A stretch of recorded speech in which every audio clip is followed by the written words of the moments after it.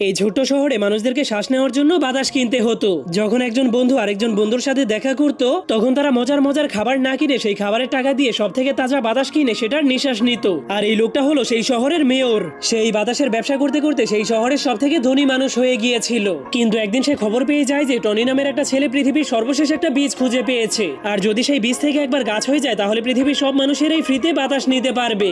যা হলেই সেই শয়তান মেয়রের বাতাসের ব্যবসা চিরদিনের জন্যই শেষ হয়ে যাবে। এটা শোনার পরেই মেয়র তার বডিগার্ডকে নিয়ে টনি নামের সেই ছেলেটাকে ধরার জন্য জলদি করে তার বাড়ির দিকে যেতে শুরু করে। কিন্তু তখনই হঠাৎ করে রাস্তার মধ্যে তাদের গাড়ি আরেকটা গাড়ির সাথে ধাক্কা খেয়ে যায়। ঠিক তখনই এই সুযোগটাকে কাজে লাগিয়ে টনি তার পরিবারকে নিয়ে সেখান থেকে পালাতে শুরু করে দেয়। কিন্তু তখনই মেয়র তাদেরকে ধরার জন্য একটা রশিযুক্ত বন্দুক দিয়ে তাদের উপর আক্রমণ করে দেয়, যার ফলে তখনই হঠাৎ করে সেখানে অনেক বড় একটা ফ্যান চালু হয়ে যাওয়ার কারণে সেই গাছের বীজটা তাদের হাত থেকে ছুটে একটা বোতলের মধ্যে গিয়ে পড়ে যায়। যা দেখার পর যখনই সেই মেয়রের বডিগার্ড সেই বীজটাকে নেওয়ার জন্য সেখানে যেতে শুরু করে তখনই হঠাৎ করে সেই গাড়িটা উল্টে যাওয়ার কারণে সেই গাড়িতে থাকা সবগুলো